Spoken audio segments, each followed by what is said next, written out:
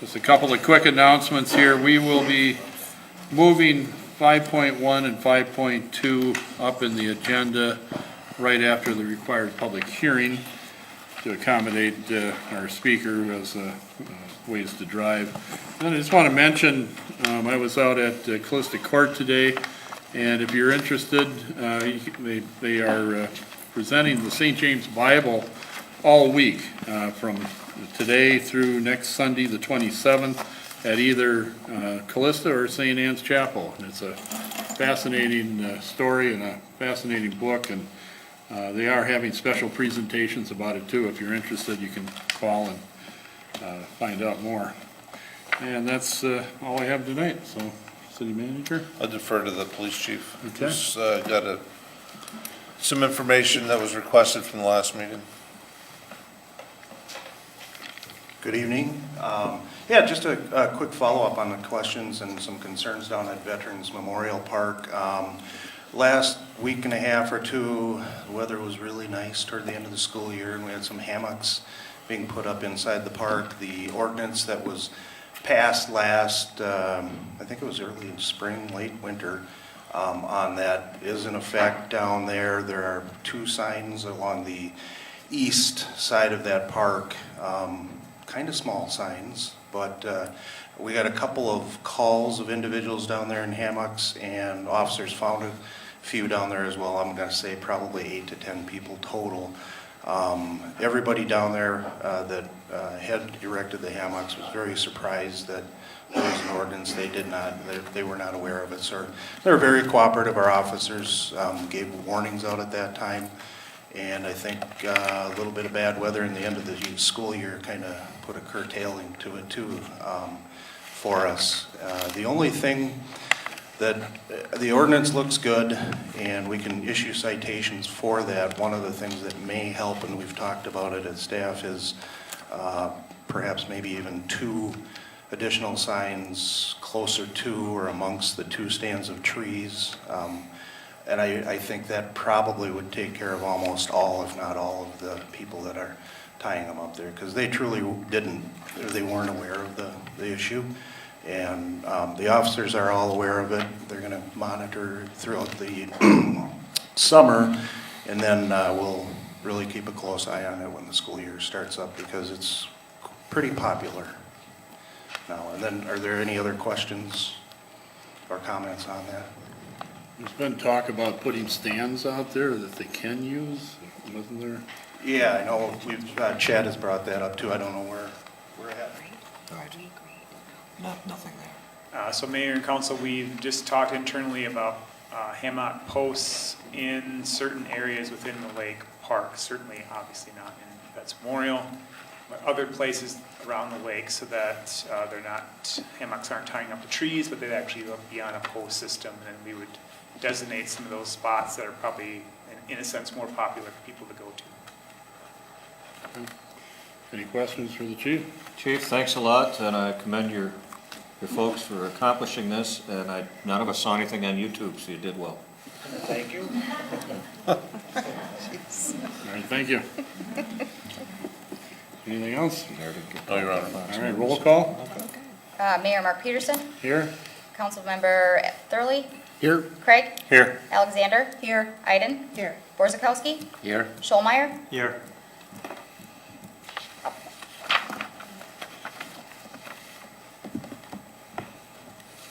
All right, under required public hearings, item number 2.1, proposed 2018 sidewalk replacement project and preliminary assessment roll.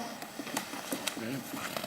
Declare the public hearing open and ask if anybody wishes to speak. Anybody here that want to speak about the sidewalk replacement project? Last chance, sidewalk replacement project. All right, I'll declare the public hearing closed. Ask if there's a motion. Make a motion to adopt the attached resolution. Second. Motion by Michelle, seconded by Jerry. Any discussion? Hearing none, we'll vote. All those in favor say aye. Aye. Opposed, same sign. Carries.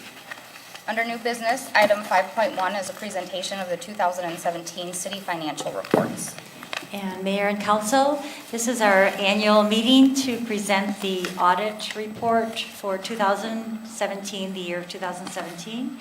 And we just spent 45 minutes talking about it in pretty much detail. And so now we'll just hear a summary of the report. And Judy Dockendorf is with us from Deloitte to give the review. Thanks, Mary, and thank you, Mr. Mayor and council members, for allowing us to present today on the results of the 2017 audit. As Mary mentioned, we did complete our audit and have issued our audit report. That scope included the financial statements of the governmental activities, the business type activities, the discretely presented component unit, which is the Port Authority, the major funds, and then the combining non-major funds. As Mary mentioned, we just walked through all of the required communications and a summary of those financial results with the council prior to this meeting. We did issue an unqualified or clean opinion on the financial statements for 2017. That's the highest level of opinion that can be given. So we appreciate all the hard work with the finance team during this year's audit. As well, during the audit, we identified no uncorrected misstatements or corrected misstatements. As part of our audit procedures, we do look at internal controls. We look at those controls to plan our substantive testing procedures and ensure that the city has appropriate controls designed as well as implemented. But as we talked about, we do not actually issue an internal control opinion or look at the effectiveness of those controls. Additionally, when entities receive more than $750,000 in an annual period in federal dollars, we're required to do what we would call a single audit. The city received just over $1 million in federal money in 2017, so we also performed a single audit. That included identifying major programs to test, and for the city that was the Airport Improvement Program this year. And we designed both compliance-related procedures as well as control procedures to perform there, and are happy to announce that there were no material weaknesses or significant deficiencies identified and no issues from a compliance perspective. That's a summary of our reports, and I'd be happy to answer any questions. Any further questions from the council? No, but I'd make a motion to approve and publish the CAFR, or Comprehensive Annual Report, and the schedule of expenditures and federal awards for the financial department. Motion by Michelle and seconded by Paul. Any discussion? Hearing none, all those in favor say aye. Aye. Opposed? Carries. Thank you. Thank you. Item 5.2 is a presentation award for the financial reporting. Well, seems like every year we have this opportunity to present good news. The city received a certificate of achievement for excellence in financial reporting and is presented to the city of Winona, Minnesota for its comprehensive annual financial report for the fiscal year ended December 31st, 2016. And I'd like to thank the finance department people that worked so hard to achieve this. Mary Berger, Alan Bergmeyer, Daniel Fetting, Bill Kuhl, Carrie Putzier, and Jessica Wohan. And also our city manager, I know, is deserving of some credit as well. So thank you very much. We appreciate this, and I know they're all here in the audience, and I'll give this back to you, Mary, if you like.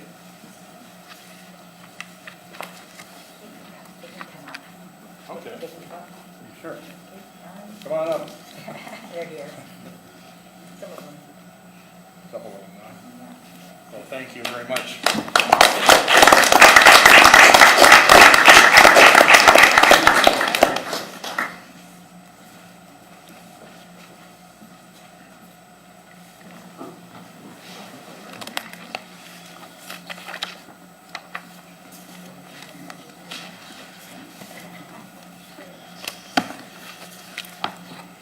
All right. All right, under petitions, requested communications, item 3.1 is a request for after-hours use of Windcrest City Park. Make a motion to approve that request. Second that. Motion by Michelle and seconded by Pam. Any discussion? Paul? I'd just like to add that, the radio club does a great job. They've worked recently with Ride the Ridges. They travel and traverse Houston County, Fillmore County, Winona County during the ride, and getting this practice in allows them to really set things up and and practice their trade, which is just phenomenal. It just blows me away. I've been out there a couple of times, and it's fascinating. If you haven't gone out there, I encourage you to do it. We know how important they were during the 2007 flood, too. So, I don't know, there's a couple people here. I don't know if you want to say anything or not. You don't have to, but, all right. That's fine. We have a motion and a second. Any further discussion? Hearing none, all those in favor say aye. Aye. Opposed, same sign. Carries. Item 3.2 is the Goodview Gallup Street closure request. Move to approve. Second. Motion by Jerry and seconded by Michelle. Any discussion? All those in favor say aye. Aye. Opposed, same sign. Carries. Item 3.3 is a license agreement request for, from Bluff City Properties for building handicap ramp on Johnson Street. I'd make a motion to direct administration to execute the attached license agreement. Second. Motion by Michelle, seconded by George. I didn't see it in here, but I do know that the Preservation Commission reviewed this as well and has approved it. So, that's good news. With the comments, the old Schlitz Hotel. The old Schlitz Hotel, and the Williams Historic Hotel, note, this- the hotel, and Brothers, all kinds of things. All right, we're ready to vote, I think. All those in favor, say aye. Aye. Opposed? Carries. Under unfinished business, item 4.1 is an award contract for the 2018 Hamilton Street Reconstruction Project. I would move to approve the Hamilton Street project Second? to Zanke Incorporated at $890,263 And 25 cents. and 25 cents. Thank you. All right, we have a motion by George, seconded by Paul. Any discussion? That's $128,326.75 below the engineer's estimate. Just in case anybody was doing that. George? Is there anyone here that can answer any questions on that? Just a question I have, I know and Paul was there as well too, and I believe Pam, there was some discussion on trying to save some of the trees. Any idea where we're at with that, or? He's relooking at the plan, and they're gonna do what they can. Okay, No guarantees, though. right. Sometimes the root system gets down, and when they cut that curb off, it kills the tree, so they'll do what they can. I tell you what they did on Grant Street, they did a good job saving the ones they could, and I was surprised they saved as many as they did. I understand they're widening the street a little, which is what happened on Grand Street, because it Right. needs to be a certain width for state compliance, and so I think that's where we're losing a lot of the Yeah. trees. Right. Paul? Are we doing sewer? New sewer lines there Yes. too? Well, those that want to, I think. They have the option, they always give them the option to do water and sewer if they go through the street. That's from the street to what, are we replacing any of our lines? The main, The main. yes. The main sewer line, yeah. The other one could be replaced at the homeowner's expense, so. And we highly recommend they It's the consider time to it. do it. Very Yeah. much so. Okay, anything else? All those in favor of the motion, say aye. Aye. Opposed? Carries. Item 4.2 is the orderly annexation request for Brenner. Make a motion to concur with the annexation of the subject property and approve the attached orderly annexation agreement. Second. Motion by Michelle, seconded by George. Any discussion? Hearing none. All those in favor of the motion, say aye. Aye. Opposed? Carries. Under new business, item 5.3 is the Federal Home Loan Bank of Des Moines, Housing Rehabilitation Program. And make a motion to approve the attached resolution. Second that. Motion by Michelle, seconded by Pam. I know Lucy's here. Do you want, anything you want to say about it, or? Nick? Okay. Mayor, council, thank you. Staff, we're putting together with partnership with Minnesota Housing Partnership, an application for just north of $375,000 to do scattered site owner occupied rehab here in town. This funding source is pretty unique. All the other ones that we do pursue are geographically situated, so this one we can do citywide. 75% of the funds would be allocated towards households. I guess 100% of the funds would be for households earning 80% of AMI or lower. 75% of the funds would be dedicated for households of 62 years of age or older, or anybody that has a disability residing in an owner-occupied home. Yeah, And what are the chances is this one of the competitive process, or how does that work? And when will the city know if this is a possibility? This is a very competitive process through the Federal Home Loan Bank in Des Moines. This will be the first opportunity that the city staff has taken to apply for these funds. And the application is due at the end of next week, and all awards will be announced December of 2018. So it would be 19 before anything really could transpire? Correct. Okay. Correct. Paul? So competitive process criteria, is it part of the income, abilities? What? The income threshold is set at the 80%. When it comes to scoring and being more competitive, that's why we have targeted the age of 62 years of age and older, and households with those with disabilities. We score a little bit higher within this program. Working with Minnesota Housing Partnership, whom we won a technical assistance award from last year, is very beneficial in helping us with this process, because they do have a very good breadth and experience of working with the Federal Home Loan Bank. Any other questions? Thank you, Nick. Good program. I'm glad to see it citywide. Okay, we have a motion. I think we're ready to vote. All those in favor of the motion, say aye. Aye. Opposed, same sign. Carries. Item 5.4 is 223 Center Street, former YWCA housing project.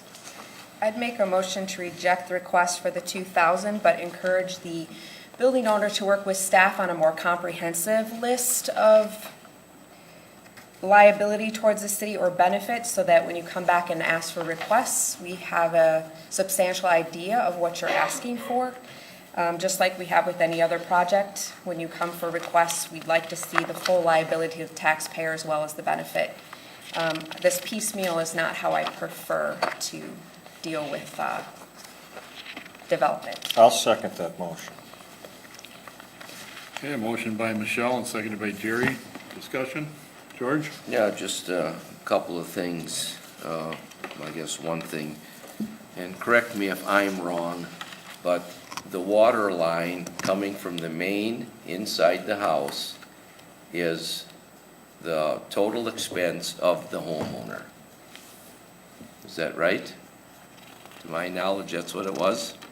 So whether you're going to repair the line, whether you're going to cap the line, whether you're going to run a new line, that is all totally the homeowner's or business owner's responsibility. I think there was an extenuating circumstance. Lucy, could you address that?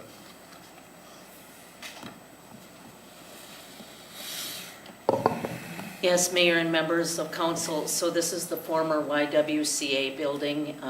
It burned in 2014. It's a blighted building. There's now a developer who has come forward. And one of the first steps in his evaluation of the project, and we are doing a mill and overlay on the street right now, but we found that the utility wasn't capped at the property line when the demolition occurred. And so because of that unforeseen expense, the developer asked for council's review to see if they would be willing to participate in paying for that. We have encouraged the owner to complete a full application so that we have all the numbers for the project. But this is timely because of the construction occurring right now. Michelle? I would just say, though, whether that happened or not is really the property owner's responsibility to determine what liabilities list with the property. When Abramson brought the property that Soul Sport occupied, that was one of the things that he had to deal with. just like any blighted property, if you go and buy a lot that has a burned house on it, you still have to check with the city that all of the proper things were done. And that type of issue is supposed to be dealt with at closing between the buyer and seller. It's really not the responsibility of the city to make sure that properties had been capped or uncapped. That is ultimately the purchaser's responsibility, or their agent, or the seller. So like George is saying, I think there's a lot of people that could come forward and request a refund on this money because there's been a significant number of fires in the town lately. And I don't know how you do it for one and not the other when they're all looking at redevelopment in the downtown or anywhere else. So again, I would request that this person go back, work with the city staff, and come back with a comprehensive plan. And if there's a way that we can for House Force Task Force has asked us to do, if there's a way we can encourage development, then we should, but I'm not sure this is the place, the piecemeal place to do it. Al, you had something. Yeah, I have a question. I'm trying to understand exactly where this is happening. Is it in the street itself, or is it on private property? It is at the property line where it is supposed to be capped. So not in the street. it's not in the street. It's in the boulevard. It's in the boulevard. Which is city property, is that Yeah. correct? Yeah, I guess that's the boulevard? part. No, that's individual property. Well, boulevard is city property. Yeah. And the building owner is here. They have rights. Mr. Heim, would you like to come to the podium and say something? Yeah. It's no different than a private homeowner. That's always that gray area is the boulevard. So, I just want to address what Ms. Alexander was stating, that I should have checked with this beforehand. I did. The city, during a demolition like that, there's a requirement from the city to cap that off in the street, not in my property, capped in the street at me. And that was not done. There's no way for me to know that, for anyone else to know that. The city didn't follow through with that portion when the demolition happened. So the reason for, and I am paying for the new water line that's coming in, I'm paying, that's a totally separate, I can't use your water line, it's on the back side of the property to start with, and I'm putting a new one in, a new sewer line in, which I'm paying for. So all this request is for something that should have been done by your own rules in 2014, somewhere, right? I don't know what year it was. But at that time is when that should have been done. So I don't know how you can hold me responsible for it. Do you anticipate, do you anticipate coming back to the city with additional requests?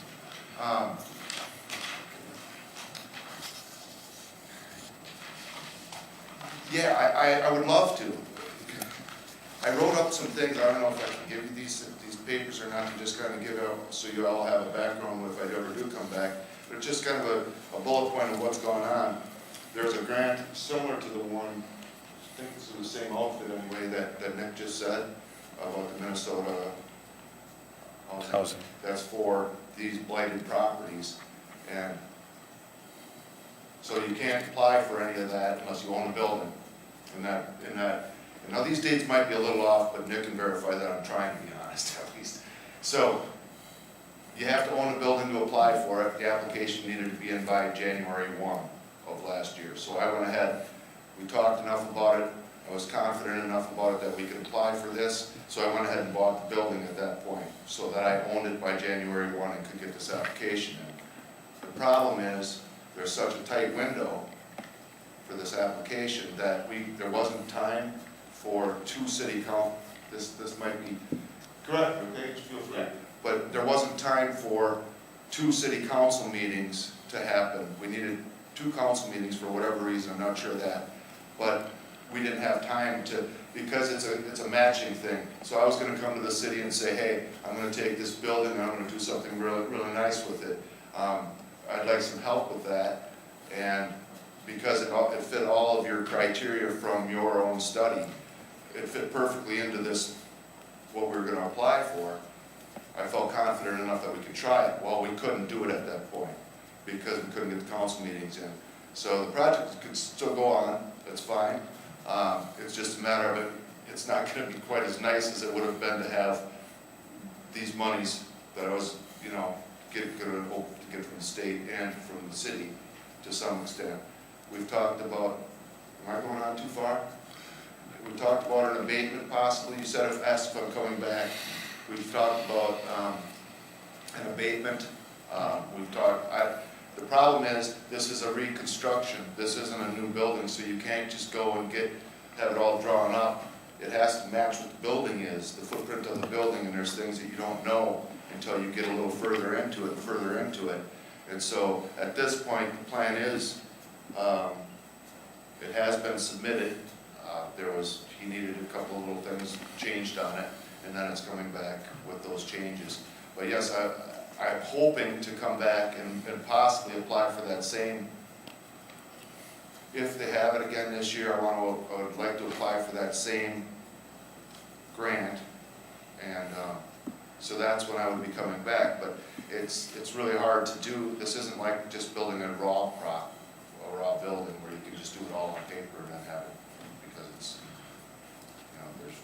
there's elevations and there's existing barriers, basically. Okay, well, thank you, and I don't know if anybody has any questions for Mr. Heim.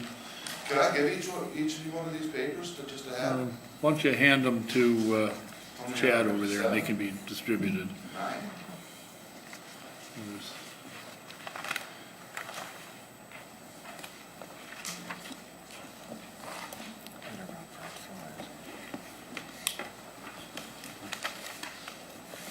So back to the water line, I really don't think that part of it is, to me, is,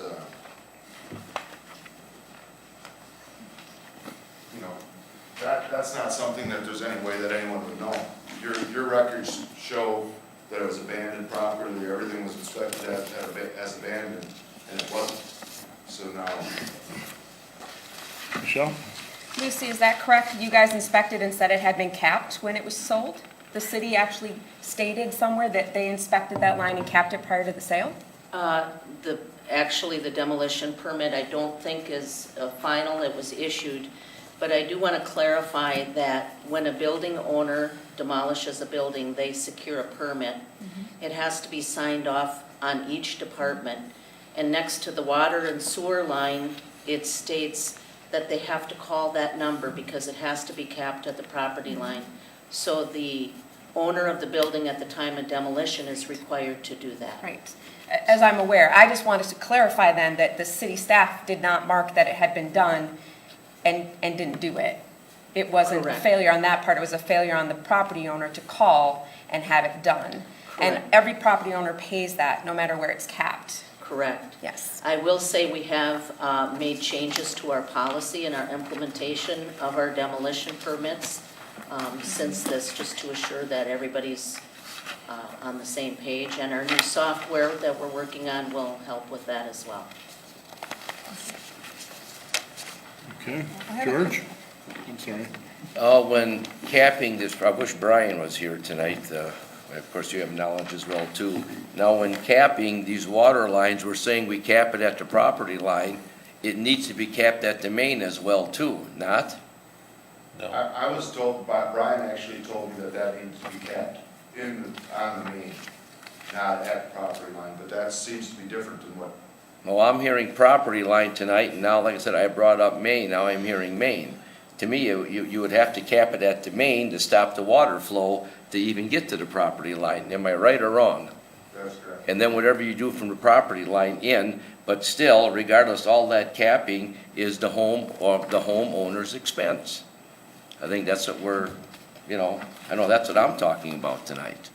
Not against no project, not against nothing whatsoever, because I heard from contractors over the weekend that are going to be taking down some property and they're going to expect the same thing. So, that's my problem. Well, can I ask one more question on that then? Because this seems to be a little bit different than what I was told as far as not signing off on it or whatever. That very well could be. But the property owner at the time was responsible for it, and there has to be a time limit that he's given. This is 2014, that's 4 years. There has to be a timeline that should have been either taken care of or something. I mean, in 4 years' time, if it was part of the demolition and they said, okay, the demolition is complete, the demolition was not complete, as far as what your codes require for a demolition. It was never complete. So how long do you have to complete something like that? I'm pretty sure there's something written that says you have to do it within a time period. You know, I still don't understand how that could get by when it is part, and everyone knows, like George was just saying, any contractor knows, when you're ripping it, it's your responsibility at that part. But when you're done and the demolition is complete, then the next person should be responsible for it. I mean, if you say it was complete, then it's complete. Right? Or wrong? Could we have some clarification on these issues? Maybe not at city council, but. Sure. I can do a report on this, and I would like to talk to the building official and city engineer, and then I can get back to council with a report. Also, there was an issue raised that the cap is in the boulevard, which would be city property anyway. Just make that part Yes. of the report. Yep. Just a clarification on that, oftentimes it is, and you remember the boulevard is such a gray area between city and responsibility of the owner. And you keep using the term homeowner. This is a commercial property, but in homeowners, oftentimes that's exactly where it lies. So Yeah. that is not odd, but I agree with you. I'd certainly like to get more clarification on this prior to going through with this, if possible. At this point, the information I have, I'm going to vote against it. I do agree with Michelle that we need a more comprehensive list of what might be ahead. Okay, so that would be good. I'd also be interested in knowing what's the difference in the cost of the project if we go ahead and cap it now or wait until the mill and overlay is done and we have to come back. Is there a great? $2,005 right now. I don't know what it would be later. Substantially more because we're gonna have to rip the street up and dig down and find it and then patch a nice new street, so. I'm doing it, just so you know. And if you guys pay for it, you pay for it. If you don't, then we'll battle later. Because they're doing the street right now. Okay. And it's probably done already because you're actually replacing the main water line that runs down the street. So you didn't cap it. What you did was you took a section of pipe out that was coming out and put a new one in. Is basically what happened. Jerry? I certainly hope you have success with this project, and maybe it's just a choice of words, but so far it hasn't been going too well. We're going to battle later, and a whole bunch of other stuff. No, I mean, and you come back later, and I just hope that it isn't going to be. It's $1 million project or more than that. I just hope it isn't going to be an adversarial relationship between the city and the builder. Eventually, everybody wants that property to be better than what it is. But I'm not too pleased with some of the verbiage so far this evening. That has nothing to do with how I vote on this, but just a poor choice of words, I think, for some of it up to this point. I apologize. I just can't have the contractor, he's out. In fact, I don't know what to tell you because it's probably done already.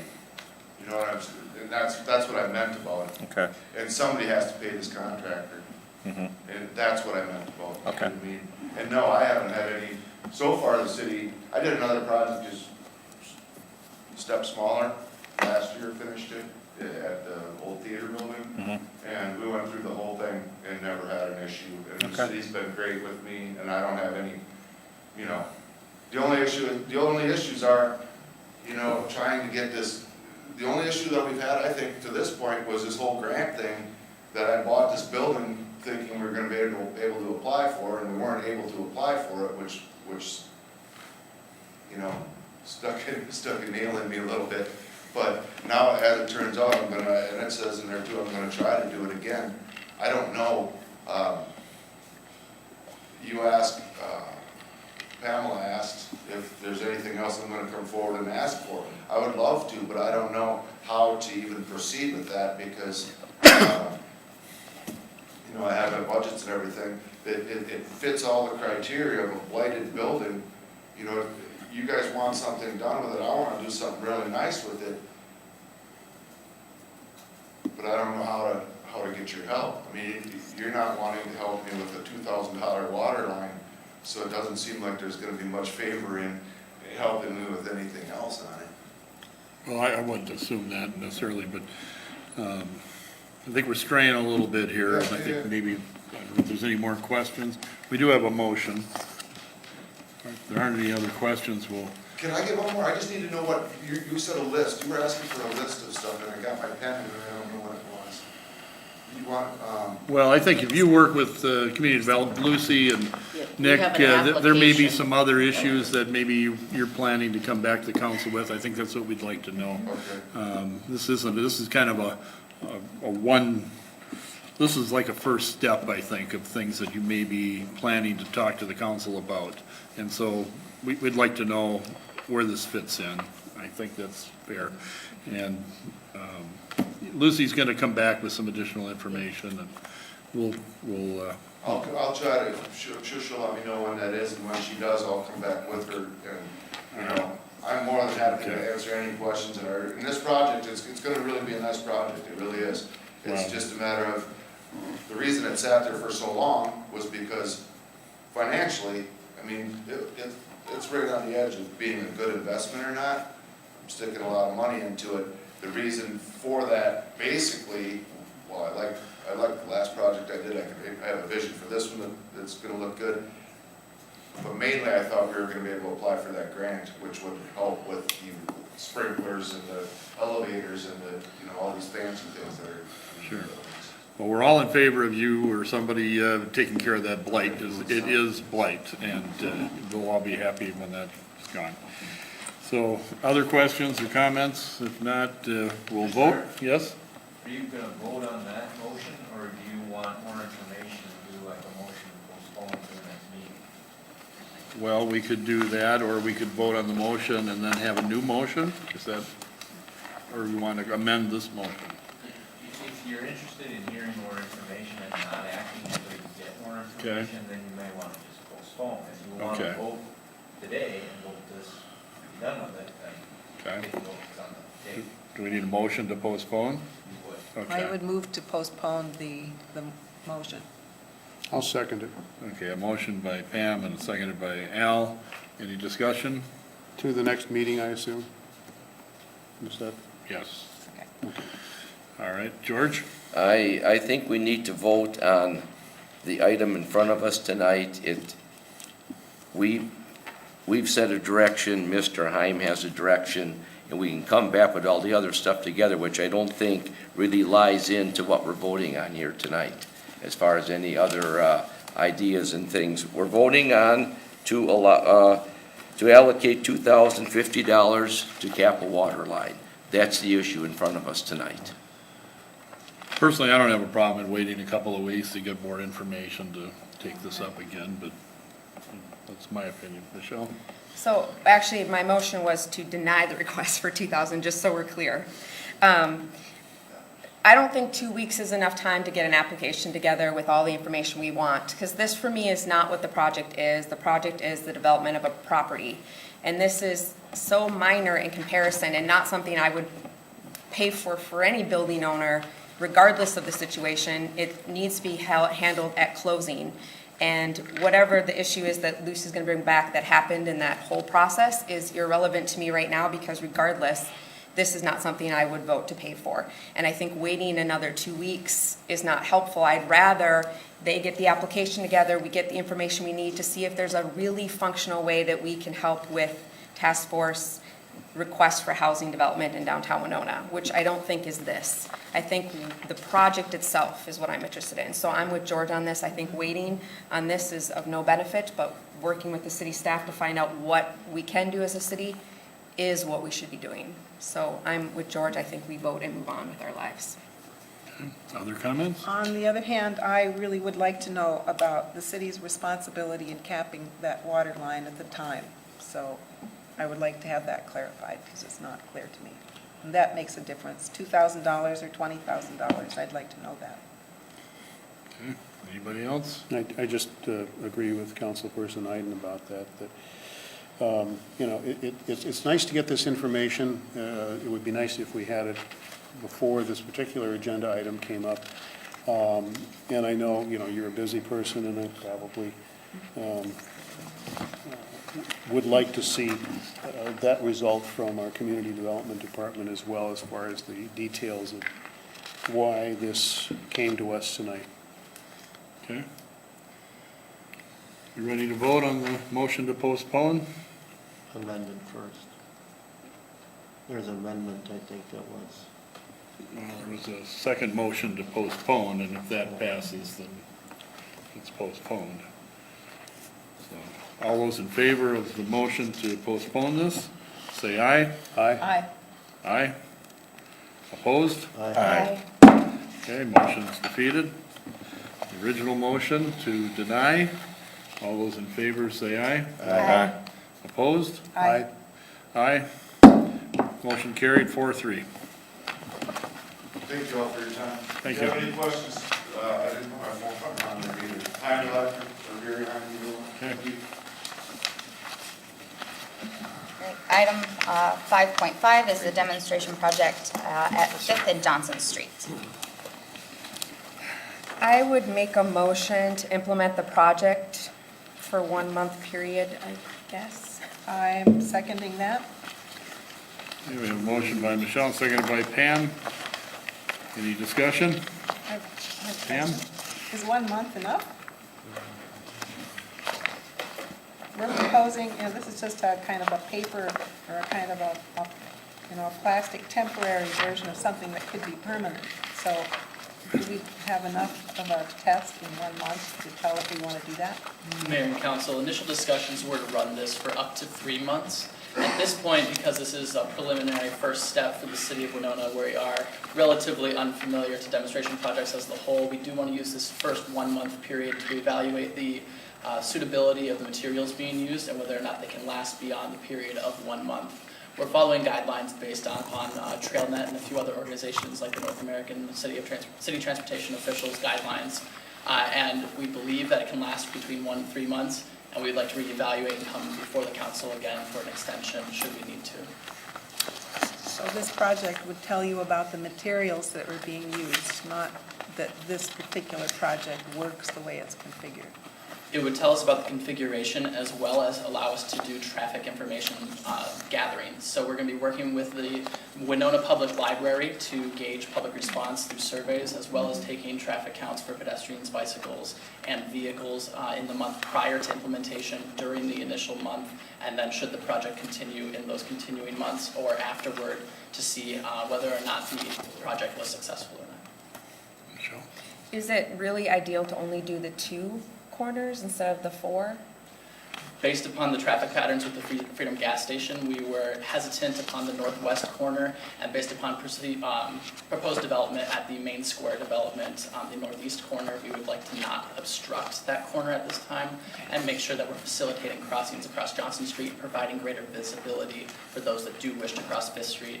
In addition, there's also the lunch bus that parks to the west of the proposed southwest corner. But ultimately, any permanent structure would be on the 4 corners, it wouldn't signal, okay, just, That is correct. okay.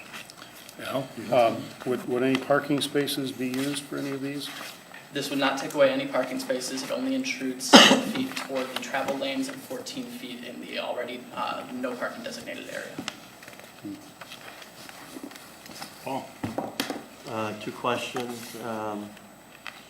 The dates, we're now college is dismissed mostly for the summer, so I'm wondering if our survey numbers will be skewed because we have a decreased population that's moving between the college campus and downtown. And the second question I have, when the Hardee's block comes under construction, will the street actually be closed or the sidewalk be closed because of the construction? And then will there be no crossing there anyway because there'll be no sidewalk?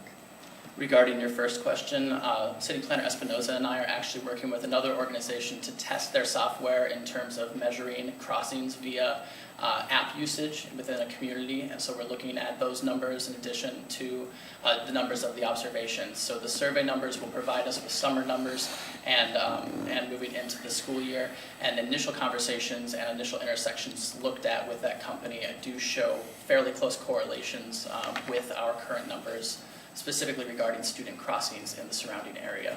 So we feel that the numbers will reflect fairly accurately, though this is an exploratory process on the whole. Regarding your second question, at this time, we do not know if the main square development will be encroaching upon any sidewalks during their construction or how that will be affected, and that will be a conversation that will have to go forward with the community development department and the engineering department. Michelle? I'm actually, because you're doing it in August, almost all of August is occupied by students because they start in the middle of the month or August 12th, and then the students that are in sports are back early. But my primary concern there anyway is for the families with young children. And so I feel like even if you're actually going to have higher numbers of those during the summer. So, because it's a trial, it doesn't bother me that it's only a month. I have other ideas of where we should put this type of a project, but this is a good one with the library. I think it'll work well. To build on that, one thing I'd like to reiterate is these materials will be used at future demonstration projects, so it's an investment for the future within the community's opportunities.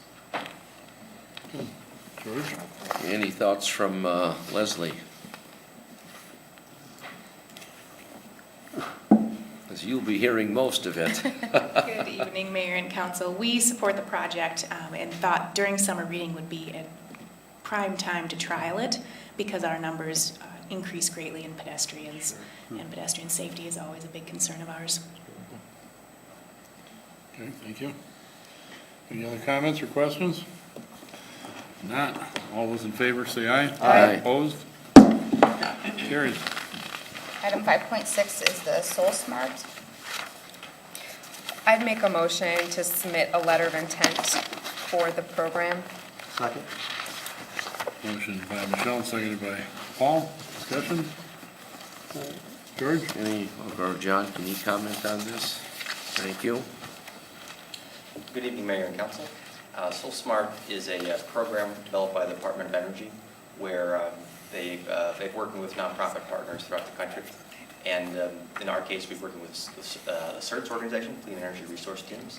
And it's an opportunity for a solar professional to essentially review our policies and give us help us develop better policies. And in the end of the process, we get a ranking of gold, silver, bronze. And basically, the idea is it shows our openness to solar development, both from residential to larger scale.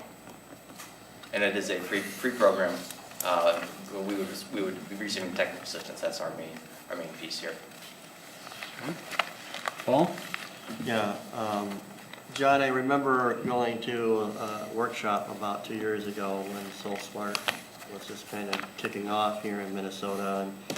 And I remember that these professionals would be made possible through application. So I congratulate you on going after this. What's the approximate value of this professional expertise? I couldn't put a dollar figure on what that is. We would receive up to 100 hours of professional technical assistance. So I guess I don't know the hourly rate, but it'd be a few $1,000s at least, I would say. Michelle? The part that intrigued me the most was that it would look at some of our ordinances to determine if there's anything we can do to assist homeowners in becoming more solar friendly, which to me is interesting because in a community with homes as close as ours, I can see that there might be some barriers.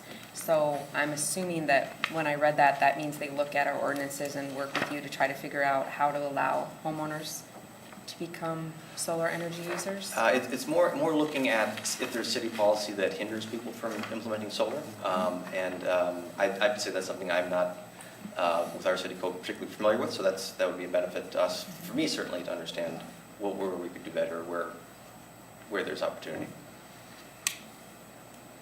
Okay. Thank you.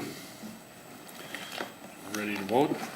All those in favor of the motion say aye. Aye. Opposed? Carries. Item 7.1 is council concerns. We'll start with Al.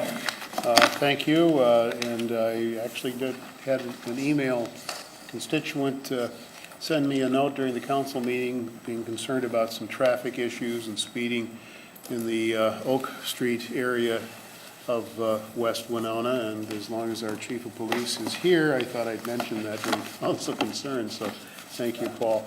And I just wish everybody a happy and safe upcoming Memorial Day weekend. Where does the time go? Jerry? I know George is going to speak on this at more depth, but I just wanted to say something. Just condolences to the family of Donnie Schultz, who passed away last week, and a few of us were at his sending off his funeral on Saturday. So he was a heck of a good man and a good friend, known for over 40 years, but I know Councilman Borchkowski is going to go in more depth, so that's enough for now. Okay, thank you. Michelle? I'm just going to say that with filing tomorrow, I will be filing to run for office again. I expect to see George there at 8 a.m. I will be there after 4. Oh, well, then I'll miss you, but I don't know about Jerry. No comment? I'm running. I'm not sure when I'll get down there. I have nothing else. Okay. Pam? My hot topic tonight is potholes in alleys. I have, in the years that I've been a city council person, I've never received so many phone calls from people who are having real problems with their alleys. The potholes are kind of severe. So I'm asking for, with Brian DeFrang and tonight, a communication from Keith Nelson. There are some alternative ideas for what we could do. I would like to know about the economics of continuing to patch these old places compared to doing something more permanent. I think there's some other alternatives as well that have been brought forward. So I would like to ask the staff to look into this and please come back with some recommendations about how we could better handle the alleys, whether that would be whatever options. And so that's my request tonight. Is that it? Well, I could go on about alleys. You want me to tell you what I saw? I've had some calls about alleys too. Paul? So I'm actually going to tie into this. The county did some work about 2 years ago, maybe 3, on State Highway 74, which is partially gravel, and they use a product called Autoseal. It's actually a Scandinavian process. ATTA. Don't quote me on the spelling, and if you check with the county highway engineer, they might be able to give us some information. That might work in alleys. It's a kind of a temporary rigid fix. It's not asphalt. Okay.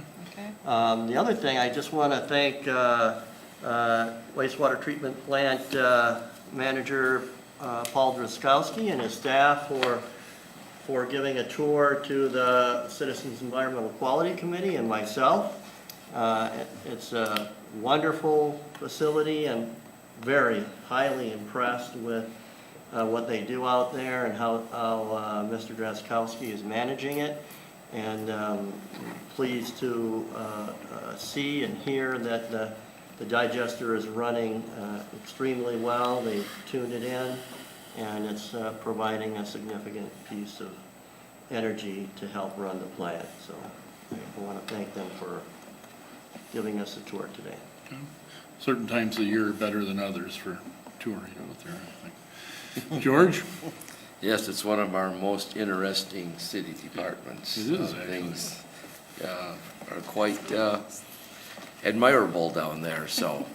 And also, I'll say as far as the alleys, you know, I left Steve a message here about if there's something we can do with the alleys. I've had a lot of calls on alley patching as well, too. And also that the mill and overlay project appears to be going very, very well. A lot of people are very well satisfied. And I believe it's money very well spent, so keep an eye on that budget to get a little more in there by not raising taxes. Okay, thank you. This past Saturday, family, and many friends gathered at the Basilica of St. Stanislaus to pay respects and to celebrate the life of Donnie Schultz, a longtime East End resident and a very proud East End resident. And you never ever challenged him on it because you would meet your match. If there was a better part of town to live in, he certainly would take issue with you on that. Donnie had unique talents as he designed and built a roadster that he and his daughter Allie would cruise around town in. He was quite a car enthusiast. I don't think there's a car show in the area that Donnie had missed. He also designed and built a home that he and his family live in. Donnie and his crew, for the car shows that take place in town here, would always be available to set up the stages for the bands that played, and as they all went out and viewed the many, many cars.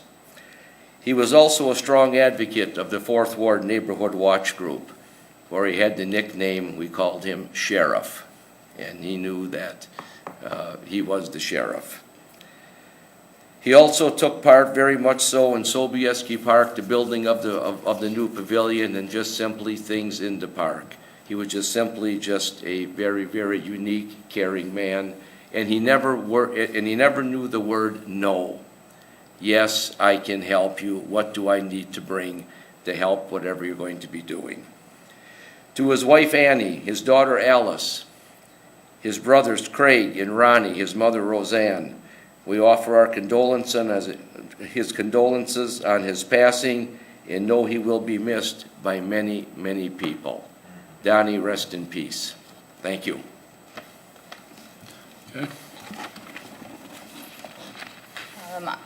Under the consent agenda, there's 3 items: the approval of the May 7th, 2018 minutes, and then the claim against, there's 2 claims against the city of Winona, one by Catherine Molitor and then one by John Tibber. Move to approve the consent agenda. Second that. Motion by Al and seconded by Pam. Any discussion? All those in favor say aye. Aye. Opposed? Carries. Mayor, I move we adjourn. Second. Motion and a second to adjourn. All those in favor say aye. Aye.